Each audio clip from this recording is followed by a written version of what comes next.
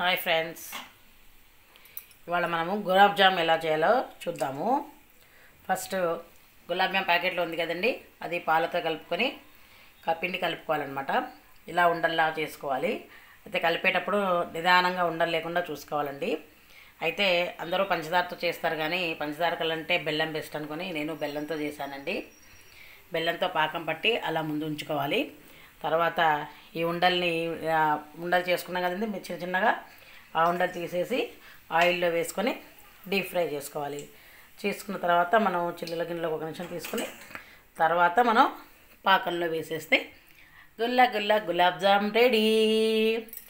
నా ఛానల్ కొత్తగా చూస్తున్న వాళ్ళు దయచేసి సబ్స్క్రైబ్ చేసుకోండి.